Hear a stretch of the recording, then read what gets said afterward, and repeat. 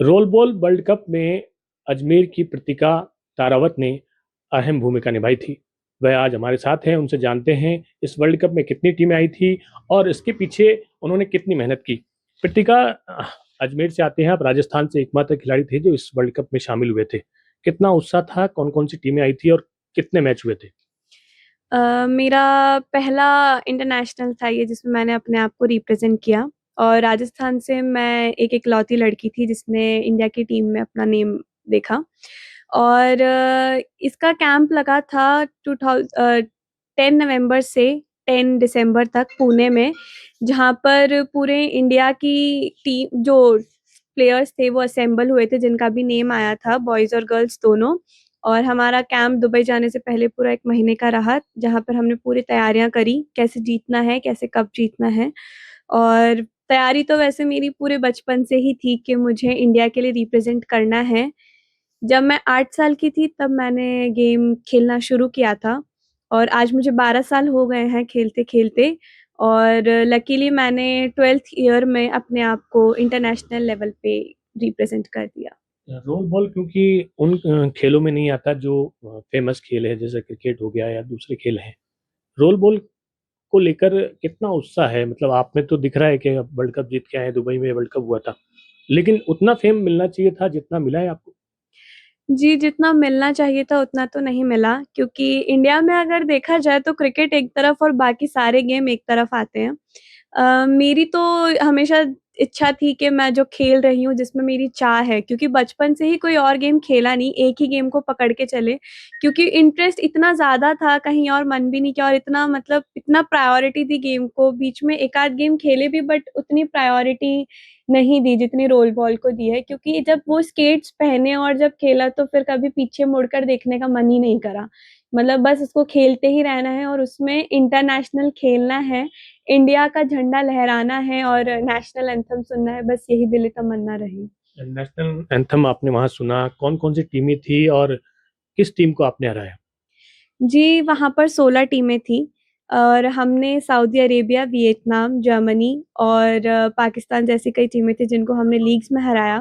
फिर quarter final हमने Poland से खेला। अ, क्वार प क्वार्टर फाइनल हमारा 11-0 का रहा था। उसके बाद हमारा सेमीफाइनल हुआ।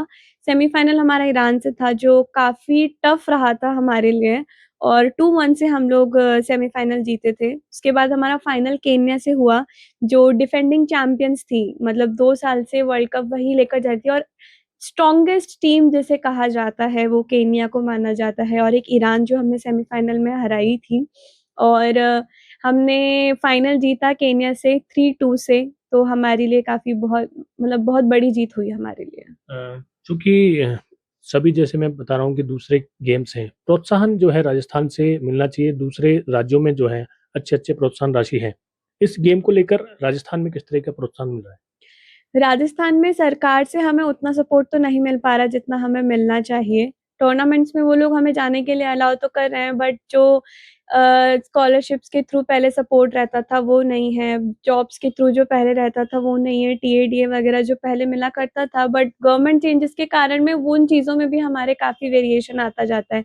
कभी कोई गवर्नमेंट होती है तो सपोर्ट मिलता है, कभी दूसरी गवर्नमेंट आती है तो वो सपोर्ट खत्म हो जाता है। तो वो भी हमारा थोड़ा डिपेंड कर रहा है गवर्नमेंट के वर्क्स पे। बाकी हमने नेशनल्स में भी राजस्थान ने खूब मेडल जीते हैं और अभी इंटरनेशनल लेवल पे तो 2 जनों ने जिसमें वुमेन्स टीम में मैं एक अकेली और मेंस टीम में एक अकेला लड़का था। तो हमें तो को वो है कि जिस तरीके से बाकी गेम्स को सपोर्ट मिल रहा है, उसी तरीके से हमें भी सपोर्ट मिले, हमें हम हमारे गेम को भी देखा जाए क्योंकि वर्ल्ड कप तो वर्ल्ड कप होता है, चाहे कोई और गेम लाए, चाहे क्रिकेट में हो या कबड्डी में। तो बस वही उनसे एक रिक्वेस्ट है। अन्य राज्यों में किस तरह का प्रोत्साहन मिलता है? आपके साथी खिलाड़ी रहते हैं, जब उनको कोई प्रोत्साहन मिलता है, राजस्थान में नहीं मिलता तो कैसा लगता है? ये थोड़ा-सा है कि जैसे जम्मू कश्मीर हो गया, वहाँ पे गवर्नमेंट फुल सपोर्ट करती है, उनको फुल मतलब स्कॉलरशिप्स देना, टीएडीए देना, ये सब मिलता है।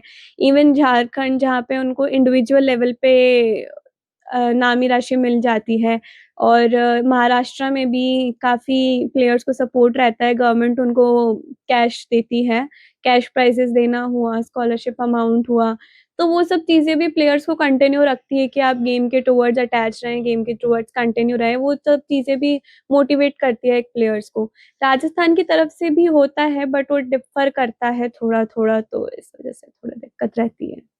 दिक्कत रहती है। आप एक ऐसे परिवेश से आते हैं, सासी बस्ती इलाके में आप रहते हैं। हालाँकि पिताजी आपके टीचर हैं, माताजी आंगनबाड़ी में हैं। किस तरह से आपने ये इस प्रतिभा को उजागर किया, यहाँ तक पहुँचे हैं? कैसे कैसे हुआ ये सब? उम, मेरी मैं कहना चाहूँगी कि इसका मेन श्रेय तो मेरे पेरेंट्स को जाता है, जिन्होंने अच्छी एजुकेशन की और वो अच्छे एजुकेटेड फैमिली से बिलॉन्ग करते हैं हम लोगों को भी उन्होंने एक अच्छी एजुकेशन दी और उसी की वजह से आज मैं यहाँ हूँ, क्योंकि कैसा भी एरिया हो, जो भी हो लेकिन रहना तो पड़ता ही है। पर उन्होंने हम पे ध्यान रखा, कभी भी उस माहौल में हमें जाने नहीं दिया, ना खुद उस माहौल में रहे हैं। तो इस वजह से आज हम लोग भी इस मुकाम पर हैं और उन्होंने जब गेम मैंने खेलना स्टार्ट किया, तो उन्होंने मुझे कंटिन्यू रखवाया कि नहीं आप खेलो और जो भी होगा वो हम देखेंगे और हमसे जितना होगा हम देखेंगे। ये साँसी बस्ती में रहते हुए भी इन्होंने इस तरह का मुकाम हासिल किया, वर्ल्ड लेवल पर इन्होंने टूर्नामेंट जीता।